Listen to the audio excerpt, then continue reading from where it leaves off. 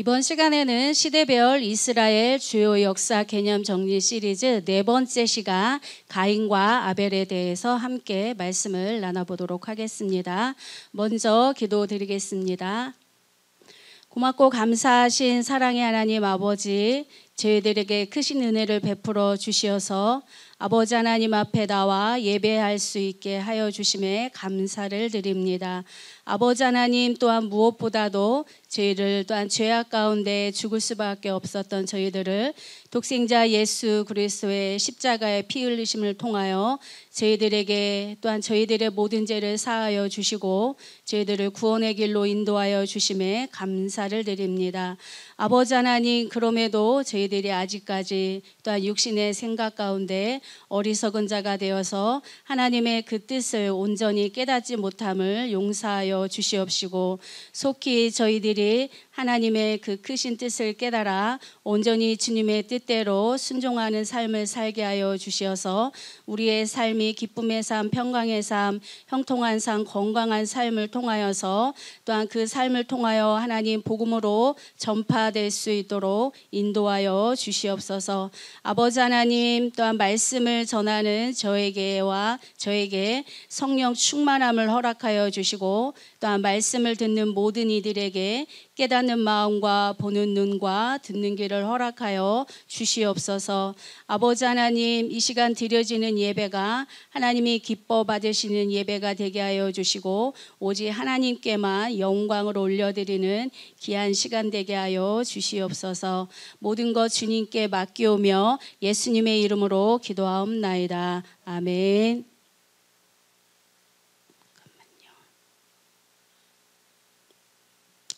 이번 시간에는 시대별 이스라엘 역사 개념 정리 시리즈 네 번째 시간 이 가인과 아벨에 대해서 말씀을 드리도록 하겠습니다. 하나님께서는 이 사람을 창조하시고 또한 그 사람에게 이 하나님의 또한 대리 통치자로 또한 그것을 세워주시고 이 다스리는 역할을 또한 하나님께서 부여해 주십니다. 또한 하나님께서는 이 선하신 뜻을 이루어 가시는데 아담의 이 돕는 배필인 이 하와를 또한 창조하시고 또한 그들의 이름을 지음을 통해서 하나님께서 이 선하신 뜻을 이루어 가시는 것을 알 수가 있습니다.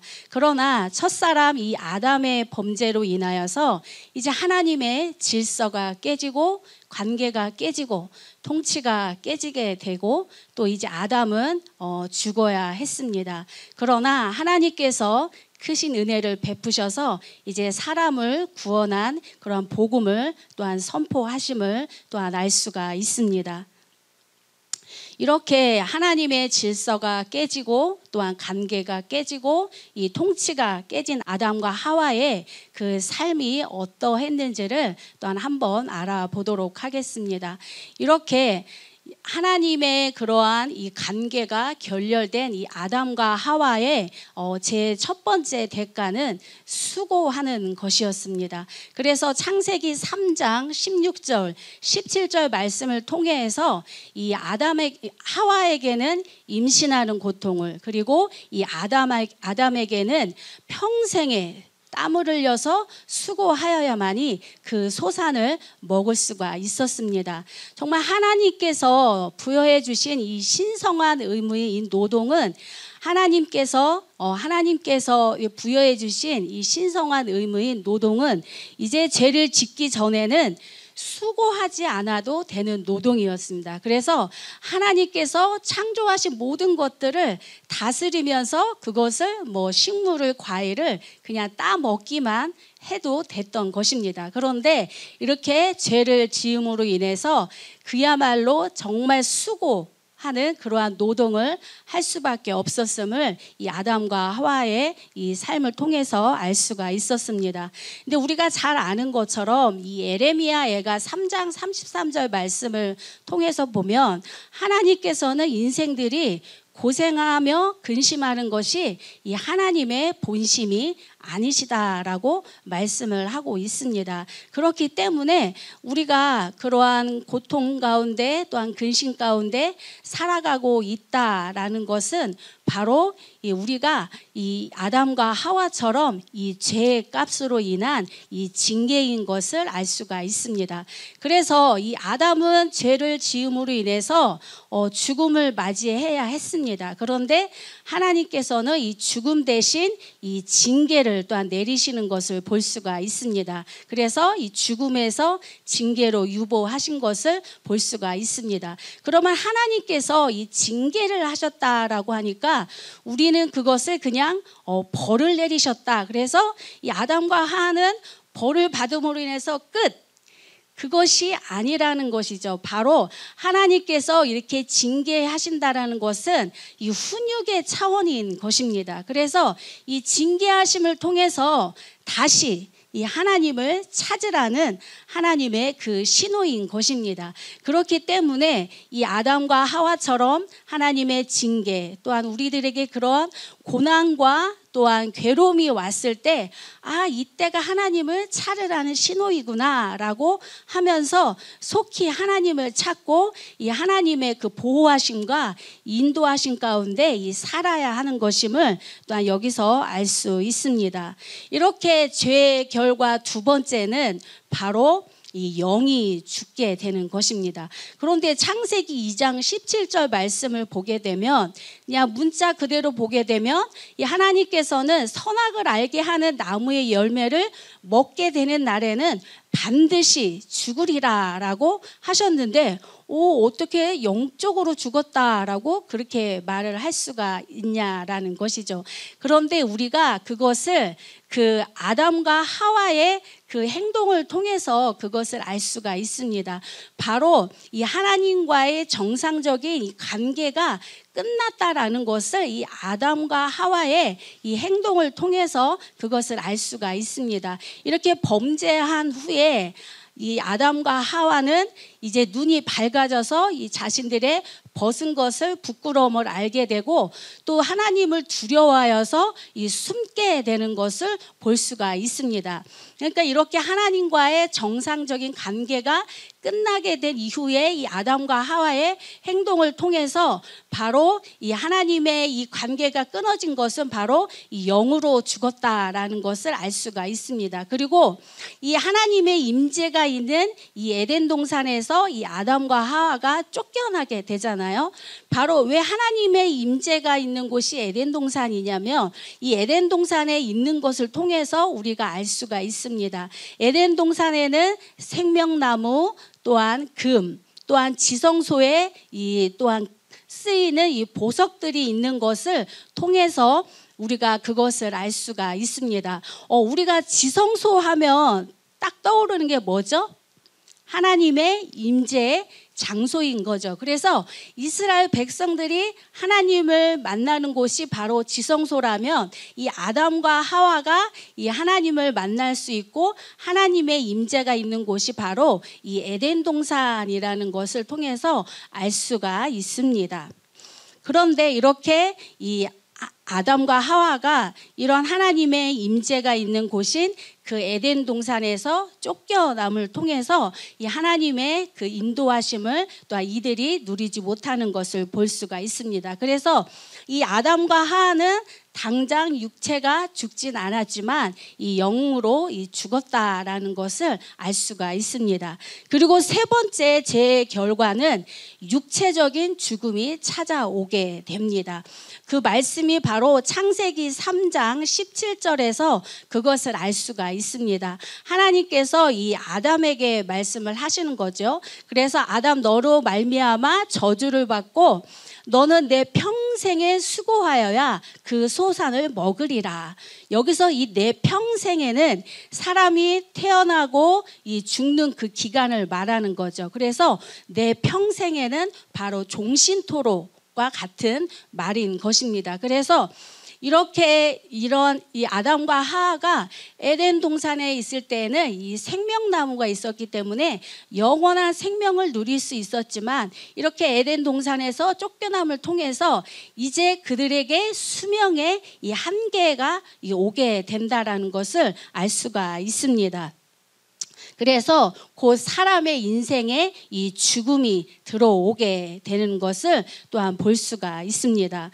그러면 이 에덴 동산에서 쫓겨나서 그러한 죄의 결과 또한 그런 것을 통해서 이 육체의 죽음이 들어온 것을 통해서 볼 수가 있는데 바로 이 창세기 5장 이 8절 말씀을 통해서 보면 이제 아담과 하와에게서 난 이 자녀가 그 자녀를 죽이는 끔찍한 일이 이 아담과 하와의 삶에 일어나게 되는 것을 볼 수가 있습니다. 그러니까 실제 이 죽음을 또한 이 경험을 하게 되는 것을 또한 볼 수가 있습니다. 그래서 이렇게 하나님의 그러한 통치와 관계와 이 질서가 깨진 이후의 삶은 정말 아담과 하와는 그러한 괴롭고 또한 이 괴로운 삶을 살게 되는 것을 볼 수가 있습니다. 그래서 우리가 이 죄가 얼마나 무서운가를 또한 우리가 알 수 있습니다. 이제 창세기 4장 1절 말씀을 보게 되면 이제 아담이 그의 아내 하와와 동침하매 하와가 임신하여 가인을 낳고 이르되 내가 여호와로 말미암아 득남하였다 하니라. 저도 이 말씀을 자세히 보지 않을 때는 이것을 하나님께서 이렇게 말씀하셨구나. 성경에 나와 있는 모든 말씀은 다 하나님께서 하셨구나라고 그냥 가볍게 저는 지나갔거든요. 그런데 우리가 주의 깊게 보아야 할 것은 이 성경에서 누가 그 말을 했느냐가 중요한 것입니다. 그래서 여기서는 바로 하와가 내가 여호와로 말미암아 득남하였다. 바로 이것을 다시 해석해 보게 되면 내가 그러니까 하와가 중심이 되는 거죠. 그래서 내가 여호와의 도움으로 한 남자를 얻었다라고 그렇게 해석을 할 수가 있습니다. 이것을 통해서 바로 하나님께서는 하나님의 일을 했고 하와는 나는 나의 일을 했다. 그러니까 이것을 통해서 이 하와는 자신의 이 성취를 드러내는 것을 또한 볼 수가 있습니다. 그러니까 하나님이 전적으로 도와주신 것이 아니라 그냥 나는 내 일을 했고 하나님께서는 하나님의 일을 했다라고 그렇게 알 수가 있는 것입니다. 그래서 가인은 얻다, 획득하다는 이 히브리어 이 카나에서 유래되었고 아벨의 이름은 공어, 공기, 호흡, 히브리어로 이 헤벨에서 이 유래가 되었습니다. 그렇다면 이제 오늘 본문의 주제이기도 한 이 가인과 이 아벨에 대해서 알아보도록 하겠습니다. 아벨은 이 양을 치는 자입니다. 또 가인은 농사하는 자입니다. 그래서 아벨은 이 양을 치는 자이기 때문에 양의 첫 새끼를 하나님 앞에 제물로 드립니다. 그리고 가인은 농사하는 자이기 때문에 이 땅의 소산으로 또한 하나님 앞에 제물을 드리게 됩니다. 이렇게 아벨과 가인은 하나님 앞에 제사를 드리게 되죠. 그런데 하나님께서는 어쩐 일인지 이 가인과 가인의 이 제사를 받지 아니하시고 이 아벨과 이 아벨의 이 제물만 이 받으신 것을 또한 알 수가 있습니다. 우리가 이것을 통해서 이것은 또 제사 문제, 오늘날 보면은 예배 문제라는 것을 알 수가 있습니다. 그래서 우리가 이 가인과 아벨의 제사를 통해서 하나님께서 받으시는 예배, 하나님께서 받지 아니하시는 예배가 있구나라는 것을 또한 여기서 알 수가 있습니다. 우리가 그 예로 이 야곱을 통해서 보면 잘 알 수가 있잖아요.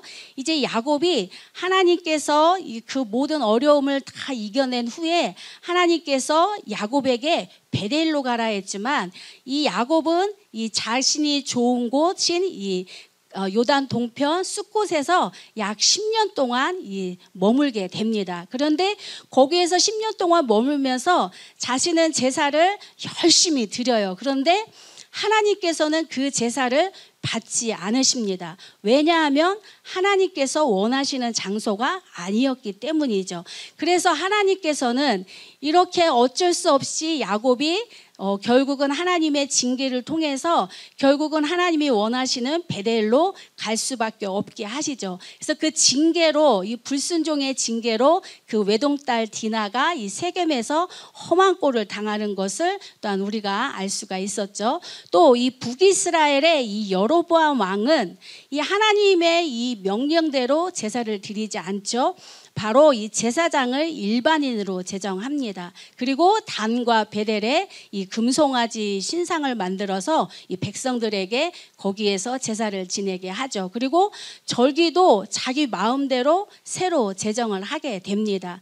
그래서 하나님께서는 이렇게 자신들이 열심히 제사를 드렸지만 하나님께서는 이 북이스라엘의 이 예배를 전혀 받지 않으시죠. 우리는 그것을 이 결과를 통해서 알 수가 있었죠. 그래서 결국 이 북이스라엘은 이 하나님의 말씀에 불순종함으로 인해서 그때 당시에 강대국인 이 아수르에 의해서 결국은 멸망하게 되는 것을 볼 수가 있습니다. 이처럼 우리가 하나님 앞에 이 제사 드리는 것이 너무도 중요한 것을 또 우리가 알 수가 있습니다.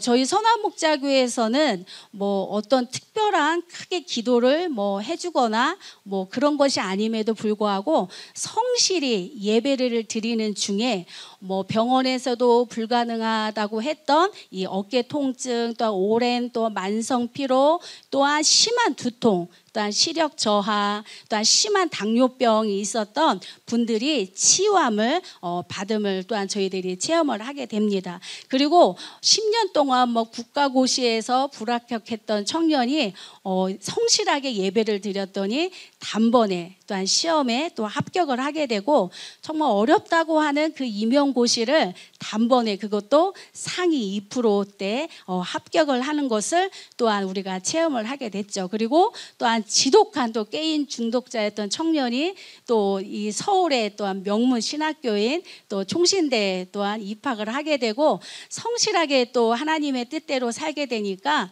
또한 이 성적이 우수하여서 이 전액 성적 장학금을 받는 이러한 일들이 저희 선화목자교회에서 일어났었고 또 일어나고 있습니다. 이렇게 기적과 이적, 치유함과 이 형통함이 우리 선화목자교회에서 이렇게 나타나는 것은 물론 그렇다고 해서 아무것도 하지 말라는 것이 아니라 물론 사람의 노력도 있었지만 정말 성실하게 이 하나님께 예배를 드리고 주님과 또한 동행하기 위해서 애쓰고 힘썼기 때문에 하나님께서 이러한 이 형통함과 기적과 이적과 이 치유함을 또한 주신 것을 또한 알 수가 있습니다. 그렇기 때문에 우리가 주 안에서 이 주님과 동행하면 영육간의 모든 삶이 평강이며 풍성하며 건강하며 이 형통합니다.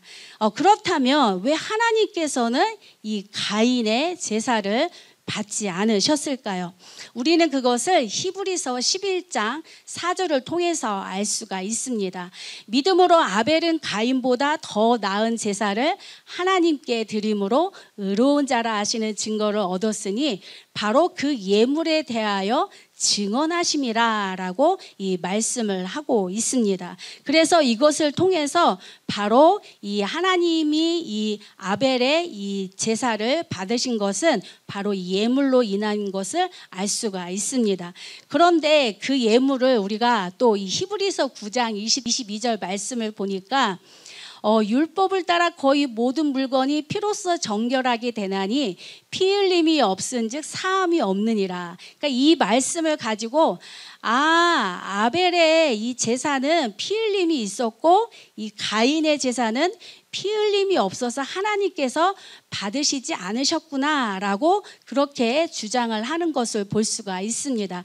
그런데 지금 이 가인과 아벨의 이 이야기는 바로 창세기에 나온 것이죠. 그러니까 모세오경 중에서도 맨 앞부분에 있는 것이죠. 그리고 그래서 우리가 뭐 성경을 전체적인 맥락을 통해서 보아야도 하지만 여기서는 이 모세오경이 중심이 되어야 하는 것이죠. 그래서 이 모세오경 말씀 창세기, 출애굽기, 레위기, 민수기, 신명기 이 5개의 이 말씀을 통해서도 봤을 때 우리가 이 율법에서는 피 흘림이 있는 제물이나 또한 소제나 둘 다 받으신다라는 것을 우리가 알 수가 있습니다. 그렇기 때문에 피 흘림이 있느냐 없느냐로 이것을 결정하는 것이 아님을 알아야 합니다. 그리고 이 가인과 아벨의 시대에는 이 피 흘림이 아직 적용이 되지 않은 시기이기도 한 것입니다.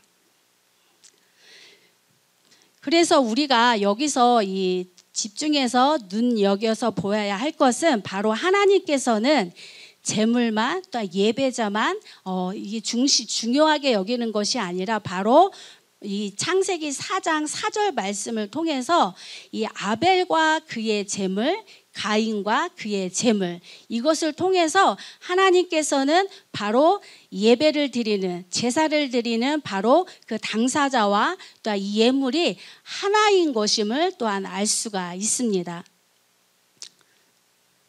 아까도 말씀드린 것처럼 이렇게 그 성경에는 그 이름에도 이 메시지가 담겨져 있는데 이 가인의 이름의 뜻이 얻다, 획득하다, 이 소유하다라는 것을 통해서 봤을 때 이 가인이 하나님 앞에 제사를 드릴 때 이 자신의 소유를 드린다는 마음, 즉 이 자신이 중심이 되어서 이 제사를 드렸다라는 것을 알 수가 있고 이 아벨의 이름의 뜻을 보게 되면 공어, 공기, 호흡 이렇게 그냥 아벨의 이름의 뜻만 봤을 때는 뭔가 의미가 좋아 보이지 않죠. 그런데 이 아벨은 이 하나님 중심의 사람이기 때문에 이 이름을 뜻하는 것을 또한 해석을 해보게 되면 이 하나님이 없이는 이 자신의 삶은 아무것도 아니다. 바로 이 하나님 중심의 삶을 또한 살고 있는 것을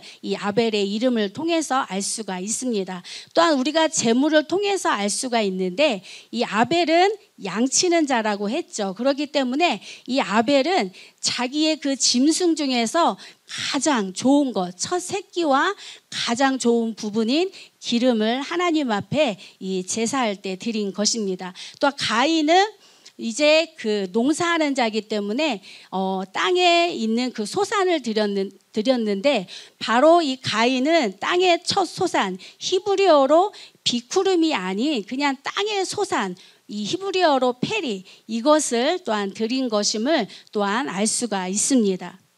그래서 가인은 이렇게 하나님 앞에 이 제사를 드린 이 가인과 아벨의 제사 중에 하나님께서는 이 아벨과 그의 제물은 받으셨지만 가인과 그의 제물은 받지 아니하신 것을 알 수가 있습니다. 그래서 이 가인은 종합해 보자면 이 자신이 중심이 되어서 자신의 그런 중심이 된 마음으로 이 하나님을 의지하지 않는 그런 마음 가운데 이 가장 좋은 것은 자기에게 남겨놓고 그냥 하나님 앞에 내가 그냥 이만하면 되었다라는 마음으로 그것을 드린 것입니다. 그러니까 자신은 하나님 앞에 뭐 하나님이 중심인지 뭔지 그거는 모르고 그냥 내가 하나님 앞에 드렸다. 그러니까 이만하면 됐지라는 그런 마음으로 이 가인은 하나님 앞에 제사를 드린 것입니다. 그러니까 가인은 내가 그래도 땅에서 수고해서 어쨌든 내 소유를 하나님 앞에 드렸으니까 당연히 하나님께서 내 제사를 받아 주시겠지라고 하는데 하나님께서 이 제사를 받지 아니하니까 안색이 변하게 되는 것을 볼 수가 있습니다. 왜 안색이 변할까요? 자기는 하나님께서 자기의 제사를 분명히 받으실 줄 알았는데 자기의 이 제사를 받지 아니하니까 자신이 잘못한 것은 생각하지 않고 오히려 분하여 안색이 변한 것을 볼 수가 있습니다. 그랬을 때 하나님께서 창세기 4장 7절 말씀에 이렇게 말씀을 하시죠. 내가 선을 행하지 아니하면, 가인아 내가 선을 행하지 아니하면 죄가 문에 엎드려 있느니라 라고 말씀을 하시죠. 왜 죄가 문에 엎드려 있다라고 이렇게 표현을 하셨을까요? 바로 죄, 즉 이 사단이 이 죄 문에 엎드려 있다가 이 가인을 높여주는 것입니다. 그러면서 가인아 너는 아무런 잘못이 없어. 너는 하나님 앞에 제사를 성심성의껏 잘 드렸어. 그러니까 내가 행한 것이 오라라고 하면서 이 가인을 지켜 세워주게 되는 것입니다. 그리고 이 가인의 생각이 옳다고 이 동의하고 이 공감해 주는 것입니다. 참 우리가 이러한 이 육신의 생각에 갇혀 있게 되면 우리들도 마찬가지로 사람들이 내가 좋아 보이고 또한 나에게 좋은 말을 해주고 또한 내가 듣기에 좋은 말을 해주는 그러한 사람을 또한 따르게 됩니다. 참 저도 이러한 것들을 참 삶 가운데서 많이 깨닫게 되는데 정말 순간순간 정말 깜짝 놀랄 때가 있어요. 나는 분명히 이런 좋은 마음에서 이렇게 말을 했는데 그것을 돌아보게 되니까 이것이 내가 육신의 생각이었구나 라는 것을 이 순간순간 느끼게 됩니다. 그렇기 때문에 우리가 육신의 생각에 갇혀 있게 되면 그 사람이 나에게 좋은 말 또한 칭찬해 주는 말, 그런 말을 했을 때 그것을 더 좋아 보이고 또한 그 사람을 좋게 생각하게 되는 것을 우리가 또한 느낄 수가 있게 됩니다. 그렇기 때문에 우리가 그렇게 되면은 우리는 결국 나도 모르게 속게 되는 것입니다. 바로 이 사단에 속게 되고 이 사단의 종노릇을 할 수밖에 없다라는 것을 알고 늘 그래서 경계하고 깨어 있어야 되겠구나라는 것을 또 이 가인을 통해서 알 수가 있습니다. 그랬을 때 하나님께서는 이렇게 말씀을 하시죠. 가인아 죄가 너를 원하나 너는 죄를 다스릴지니라 라고 이렇게 말씀을 하시는 것을 볼 수가 있습니다. 그러면 하나님께서 이렇게 말씀을 하시면 가인이 정신을 차리고 하나님 앞에 돌아서야 하는데 이 가인은 이 죄를 다스리지 못하고 결국 이 아벨을 또한 죽이게 되는 것을 볼 수가 있습니다. 그래서 우리가 여기서 보게 되면 이렇게 가인이 이 아벨을 죽이면서까지 이 하나님께서 이 자신의 이 제사를 받아주기를 원했다라는 것을 우리가 알 수가 있습니다. 그래서 가인은 정말 하나님께 인정받고 싶은 마음이 있었던 것입니다. 그래서 이 아벨을 죽이며 이 자신의 제사를 받아주시겠지라는 생각으로 하나님 앞에 인정받고 싶었던 그런 마음이 있었던 것을 볼 수가 있습니다. 그래서 이렇게 잘 제사하고 있는 이 아벨을 해치게 되죠. 그래서 결국은 점점점 하나님과 멀어지게 되고 이런 가인의 의도와는 전혀 다르게 이 사건이 흘러가게 되는 것을 볼 수가 있습니다. 그래서 이 가인은 하나님께서 자신의 제사를 아벨을 죽이며 자신의 제사를 받을 줄 알았지만 하나님께서는 아벨 대신에 셋을 또한 통하여서 하나님의 뜻을 이루어 가시고 이 셋의 제사를 받아주시는 것을 알 수가 있습니다. 그래서 이것을 통해서 아무리 자기가 옳은 소견으로 이 좋은 마음을 가지고 그 일을 하더라도 그것이 하나님의 뜻이 아니면 결국 헛수고라는 것을 우리가 또한 알아야 하는 것입니다. 이렇게 하나님께서 가인을 찾아와서 가인아 너는 죄를 다스리라 라고 했음에도 불구하고 이렇게 하나님의 이 명령을 어긴 이 가인은 가인에게 또 하나님이 또 찾아오셔서 가인아 아벨이 어디 있느냐라고 이렇게 물어보시는 것을 또한 볼 수가 있습니다. 우리가 이것을 딱 떠올랐을 때 어떠한 장면이 같이 생각이 나죠? 바로 이 아담과 하와에게도 마찬가지로 하나님께서 죄를 지었을 때 이 아담에게 아담아 어디 있느냐라고 말씀을 하시는 것을 볼 수가 있죠. 그래서 가인이 이렇게 아담과 하와 같이 똑같이 변명하는 것을 볼 수가 있습니다. 바로 내가 알지 못하나이다. 내가 내 아우를 지키는 자니까 라고 하면서 이렇게 아담과 하와처럼 똑같이 변명하는 것을 볼 수가 있습니다. 아니, 하나님께서 전지전능하신데 가인이 어디에 있는지를 몰라서 이렇게 물으셨을까요? 아담이 어디에 있는지 몰라서 이렇게 물으셨을까요? 바로 가인은 이렇게 하나님과의 관계가 결렬되고 더욱더 죄를 짓게 되고 짓게 되면서 또 하나님의 이러한 전지전능하심을 또 믿지 못하고 이 하나님을 의식하지 못하는 것을 볼 수가 있습니다. 이렇게 하나님께서는 기회를 주시고 또 주시고 주시지만 이 가인이 돌이키지 아니하니까 이제 하나님께서는 이제 저주를 내리시게 되는 것을 볼 수가 있습니다. 이제 이렇게 보면 아담과 이 가인의 그러한 하나님의 그러한 저주의 그러한 그 심함이 얼마나 심해지고 심화가 되는지를 한번 비교를 해 보도록 하겠습니다.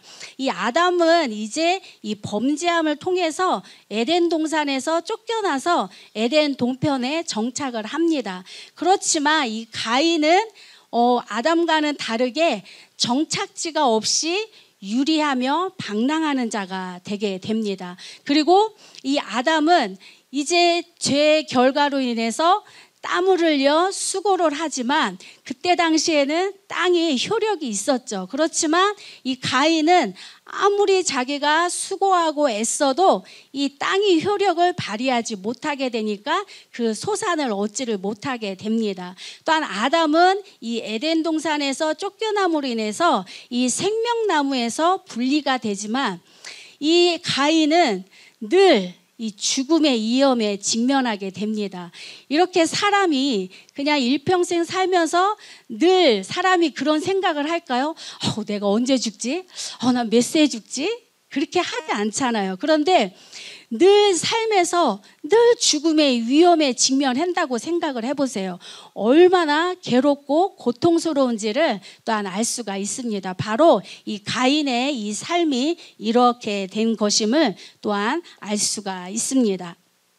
이렇게 하나님께서 이렇게 무거운 이런 저주를 내리게 되니까 그때서야 이제 이 가인이 정신을 차리고 하나님 안에 제가 잘못했습니다. 내 재벌이 지기가 너무 무거웁니다. 라고 했을 때 하나님께서는 이제 이 구원 은혜를 베푸시는 것을 볼 수가 있죠. 그래서 가인을 죽이는 자는 벌을 7배나 받으리라 라고 하면서 이 가인에게 이 약속을 하시는 것을 볼 수가 있습니다.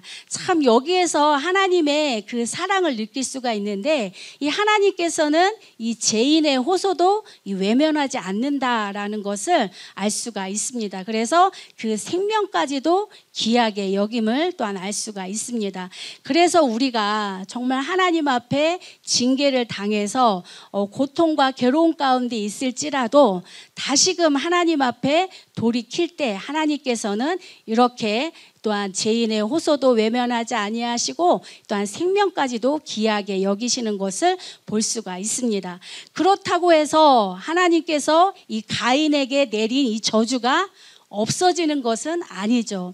하나님께서는 이 가인을 해치는 자에게서 보호를 해주신다는 것이지 해치지 못하게 한다는 것이지 그 저주에 이 내리신 것은 반드시 이루어오신다라는 것을 통해서 정말 하나님이 하신 말씀은 변개치 않으시는구나. 그리고 이 가인을 보호해 주시는 것을 통해서 심판자는 하나님 뿐이시구나. 다른 사람이 아무리 가인을 해치려 할지라도 하나님께서는 가인을 다른 사람들이 벌하게 두지 않는구나라는 것을 여기서 또한 알 수가 있습니다.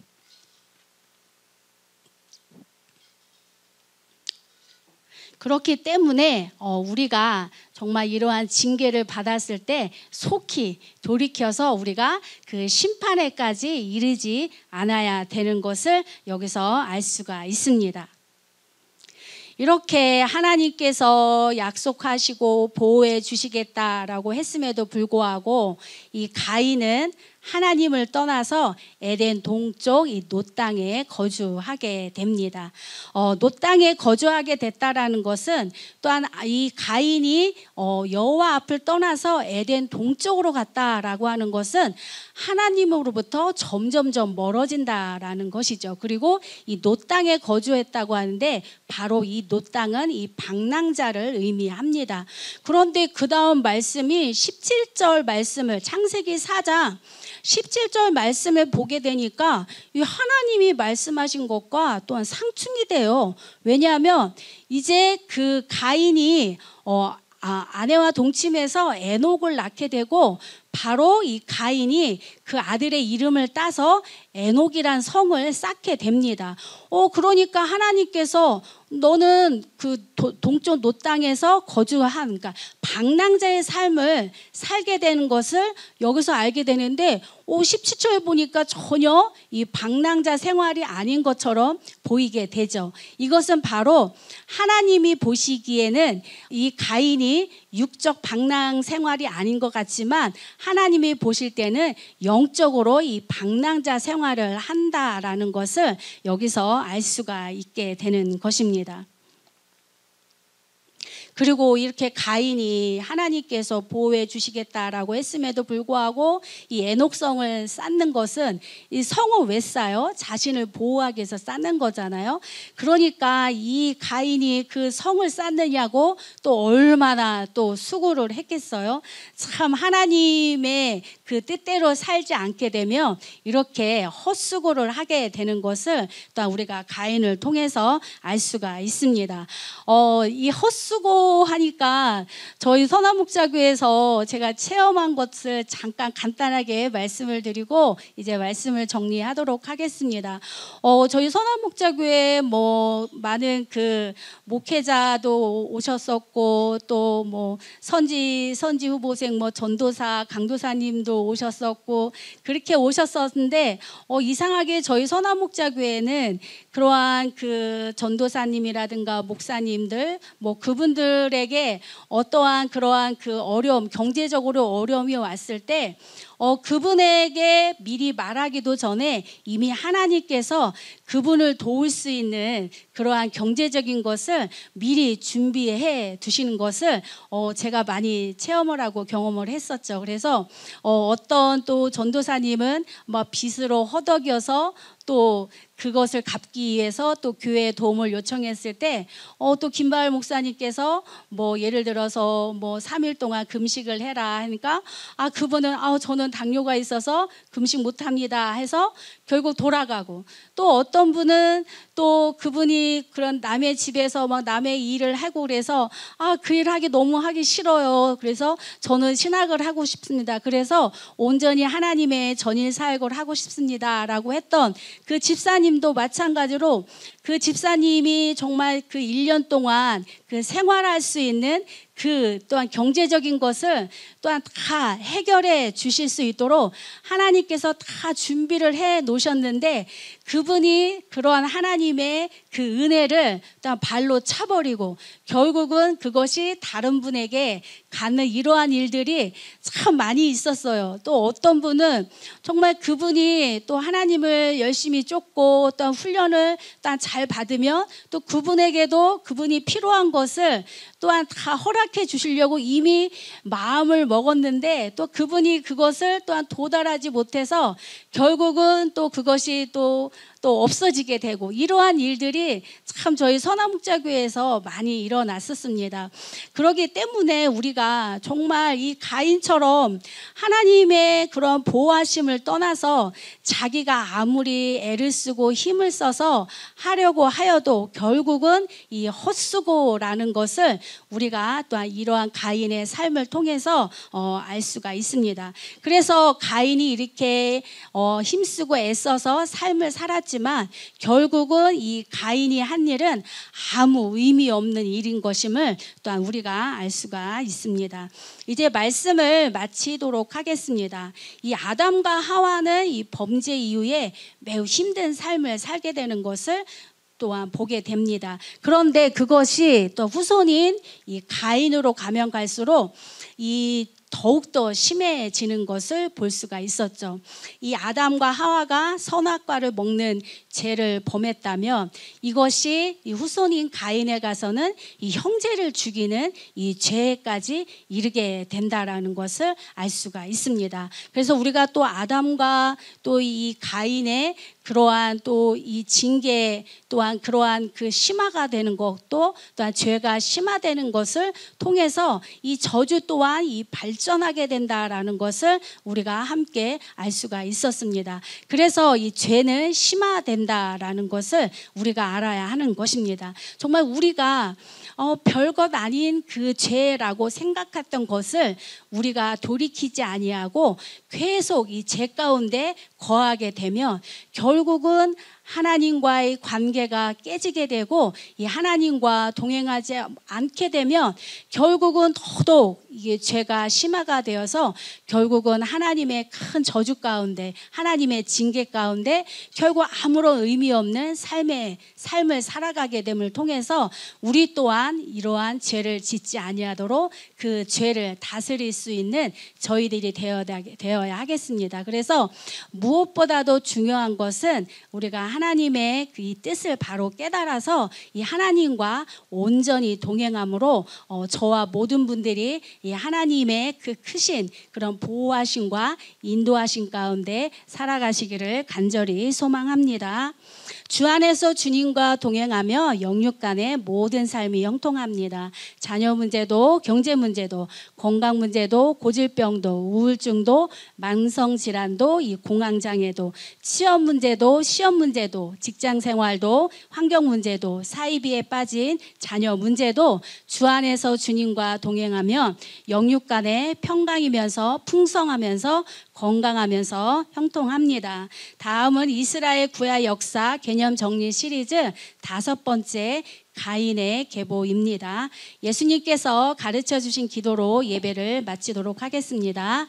하늘에 계신 우리 아버지여, 이름이 거룩히 여김을 받으시오며 나라가 임하시오며 뜻이 하늘에서 이루어진 것 같이 땅에서도 이루어지리라.